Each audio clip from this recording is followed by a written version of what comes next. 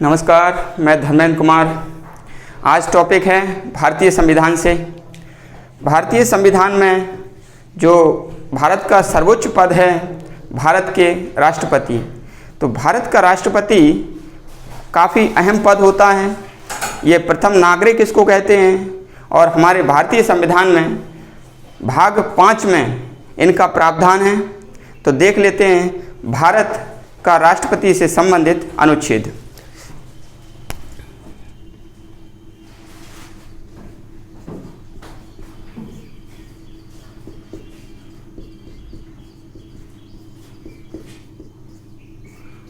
भारत का राष्ट्रपति।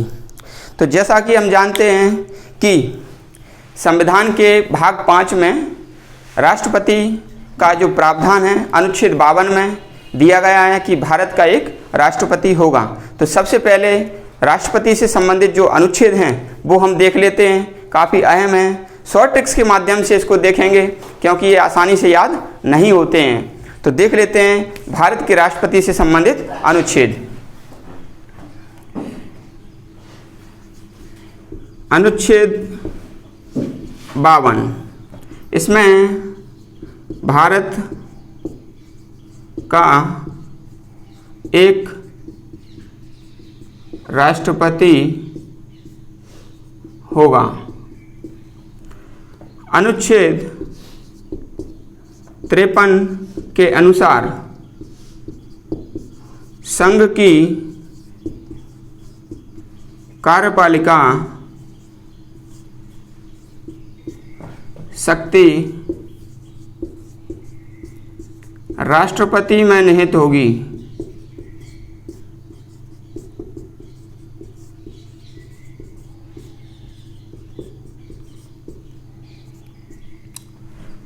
अनुच्छेद 54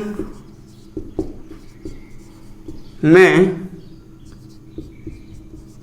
राष्ट्रपति का निर्वाचन मंडल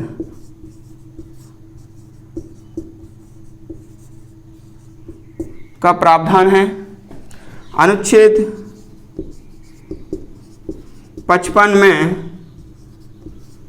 निर्वाचन की प्रक्रिया।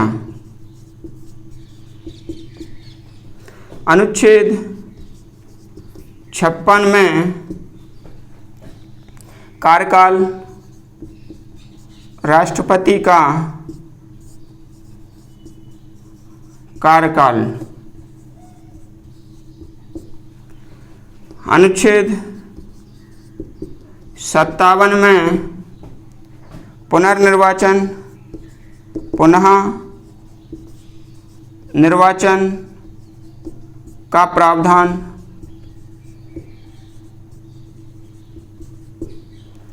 अनुच्छेद 58 में राष्ट्रपति की योग्यता, राष्ट्रपति की योग्यता।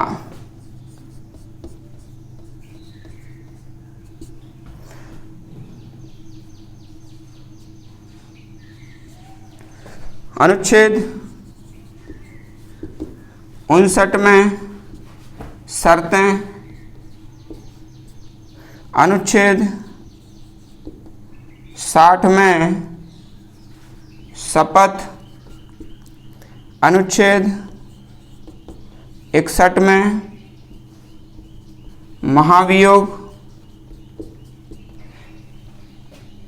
महाभियोग की प्रक्रिया।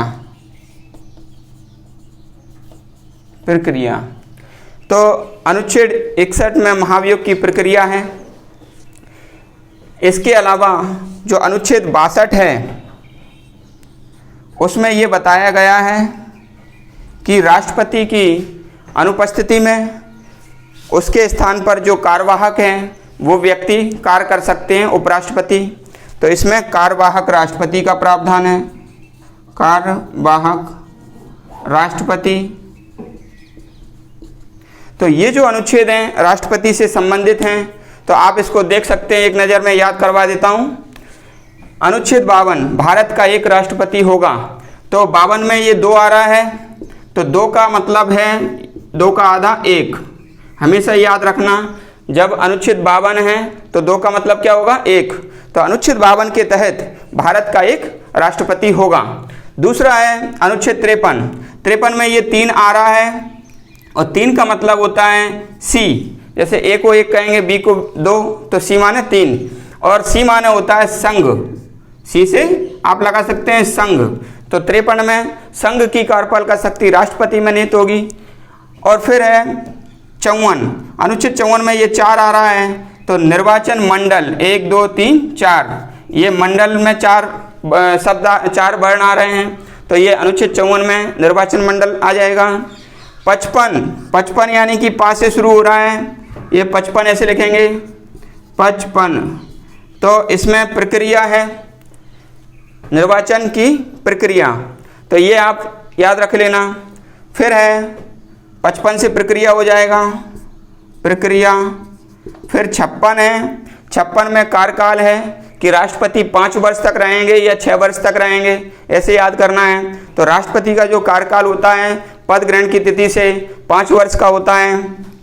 इसके बाद 57 में पुनः निर्वाचन है, तो 7 में से 5 घटाएंगे तो कितना आएगा, 2 आएगा। 2 मतलब होता है दूसरी बार यानी कि पुनः, तो राष्ट्रपति पुनः निर्वाचित किए जा सकते हैं। भारत के संविधान में ऐसा कोई प्रावधान नहीं है, कितने भी बार भारत का राष्ट्रपति दूसरी बार भी बन सकता है, तीसरी बार भी बन सकता है। अमेरिका के राष्ट्रपति में सिर्फ 2 ही बार राष्ट्रपति को बनाया जा सकता है।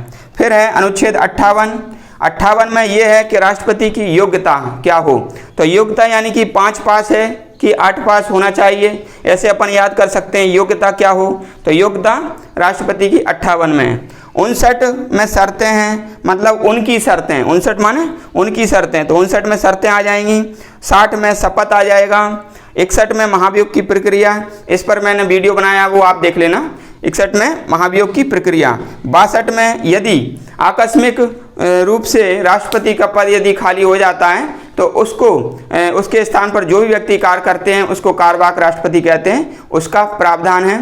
तो इसको थोड़ा सा, ये अनुच्छेद तो आपको याद हो गए होंगे, एक बार इसको रिमेंबर कर लेना, याद हो जाएंगे। इसमें थोड़ा देख लेते हैं, थोड़ी इसकी चर्चा कर लेते हैं। तो अनुच्छेद 52 के तहत भारत का एक राष्ट्रपति होगा। संघ में भाग 5 में ये दिया गया है कि भारत का एक राष्ट्रपति होगा जो कि भारत का प्रथम नागरिक होता है, और ये वंशानुगत ना होकर के निर्वाचित होता है। ठीक है। अनुच्छेद 53 में बताया गया है कि संघ की कार्यपालिका शक्ति राष्ट्रपति में निहित होगी। तो संघ की जो कार्यपालिका शक्ति है वो राष्ट्रपति में निहित होगी, और राष्ट्रपति उसका जो काम करेगा वो अपने संविधान के अनुसार करेगा, स्वयं की बुद्धि से या फिर अपने अधीनस्थ अधिकारियों की सलाह से वो काम करेगा। फिर है अपना 54 में है भाई निर्वाचन मंडल। तो इनका देख लेते हैं निर्वाचन मंडल में कि जो राष्ट्रपति का निर्वाचन मंडल है तो उसमें जो सदस्य भाग लेते हैं, तो भारत के जो लोकसभा हैं, लोकसभा के सदस्य ये भाग लेंगे एक तो, ठीक है ना, और ये सभी निर्वाचित होते हैं, निर्वाचित सदस्य भाग लेंगे मंडल में। दूसरा है राज्यसभा के सदस्य, निर्वाचित सदस्य भाग लेंगे। तीसरा है पूरे भारत में जितने भी राज्य हैं तो उसके विधानसभा के सदस्य, राज्यों के विधानसभा के सदस्य, इसको एमएलए कहते हैं। और 70वें संविधान संशोधन 1992 के द्वारा दिल्ली और पांडिचेरी के सदस्य भी इसमें भाग लेते हैं। ठीक है। अभी जम्मू कश्मीर बना है एक नया केंद्रशासित प्रदेश, तो वो अभी इस चर्चा में है कि इसमें अभी भाग ले सकते हैं या नहीं, अभी इसमें कोई निश्चित नहीं है। तो ये 4 लोकसभा के सदस्य निर्वाचित, राज्यसभा के सदस्य निर्वाचित, सभी राज्यों के विधानसभा के सदस्य निर्वाचित और दिल्ली और पांडिचेरी के सदस्य निर्वाचित, ये निर्वाचन मंडल में भाग लेते हैं। और राष्ट्रपति का जो निर्वाचन होता है अनुच्छेद 324 के तहत, अनुच्छेद 324 के तहत निर्वाचन आयोग इसका चुनाव करवाता है, राष्ट्रीय निर्वाचन आयोग इसका चुनाव करवाता है। और जो इसके निर्वाचन का जो क्या कहते हैं समस्या आती है, निर्वाचन में जो विवाद होता है, तो विवाद का जो निर्णय लेता है वो सर्वोच्च न्यायालय विवाद का निर्णय करता है। तो इसको आप अच्छे से देख लेना, ठीक है। नेक्स्ट अपन करते हैं निर्वाचन की प्रक्रिया। तो इसको मैं रब कर देता हूं। तो निर्वाचन की प्रक्रिया में ये बताया गया है कि जो राष्ट्रपति का निर्वाचन होगा वो आनुपातिक प्रतिनिधित्व के एकल संक्रमणीय मत प्रणाली के द्वारा होगा और गुप्त मतदान के द्वारा ये होता है, ठीक है। और अप्रत्यक्ष चुनाव होता है इनका, ठीक है। और इसमें जो विजयी उम्मीदवार के लिए 50% + 1 ये इतना वोट चाहिए होता है। और यदि प्रथम मतगणना में यदि किसी का 50% + 1 नहीं आ पाता है तो द्वितीय मतगणना होती है। द्वितीय मतगणना 1969 में हुई थी, जब बारहगिरी वेंकटगिरी को स्पष्ट बहुमत नहीं मिल पाया था, तो ये राष्ट्रपति का चौथा निर्वाचन था, उसमें द्वितीय मतगणना हुई थी। नेक्स्ट है आपका पुनर्निर्वाचन। तो राष्ट्रपति एक बार बनने के बाद कितने भी बार बनने के योग्य होता है, कोई पाबंदी नहीं है। 58 में योग्यताएं हैं। तो राष्ट्रपति को भारत का नागरिक होना चाहिए, 35 वर्ष की उसकी अवस्था पूर्ण होना चाहिए, लोकसभा का सदस्य निर्वाचित होने के योग्य होना चाहिए, लाभ के पद पर उसको नहीं होना चाहिए। तो ये सारी जो योग्यताएं उसके पास होना चाहिए, ठीक है। और ये जो 59 हैं उनकी कुछ शर्तें रहती हैं कि वो दिवालिया या पागल ना हो, लाभ के पद पर ना हो। फिर शपथ, ये श्रद्धा और निष्ठा की शपथ लेते हैं, श्रद्धा और निष्ठा की शपथ लेते हैं। सर्वोच्च न्यायालय के मुख्य न्यायाधीश इनको शपथ दिलाते हैं, ठीक है। और महाभियोग की प्रक्रिया, इस पर मैंने आपको पूरा वीडियो बनाया है, आप देख सकते हैं, ठीक है। नेक्स्ट है ये 2 अनुच्छेद और आते हैं राष्ट्रपति में, जैसे कि अनुच्छेद 72, इसमें क्षमादान की शक्ति है, ठीक है। क्षमादान की शक्ति है राष्ट्रपति की। यदि सुप्रीम कोर्ट कोई दंड देता है, मृत्यु दंड भी देता है, तो उसको क्षमा करने का अधिकार राष्ट्रपति को है। और फिर एक अनुच्छेद है 123, इसमें अध्यादेश जारी करने का उसको अधिकार है भाई, अध्यादेश। जब लोकसभा या राज्यसभा या दोनों ही कार्यकाल में ना हो या बिगटे चल रही हो, तो उस समय राष्ट्रपति अध्यादेश जारी कर सकता है और इसकी वही मान्यता रहती है जो ये संसद बनाता है। लेकिन जब ये संसद चालू हो जाए तो उसके 6 सप्ताह तक ही ये मान्य रहेगा। 6 सप्ताह के अंदर लोकसभा राज्यसभा को दोनों को इसको लागू करने के लिए अपनी सहमति देना होती है, अन्यथा ये अपने आप ही समाप्त हो जाएगा।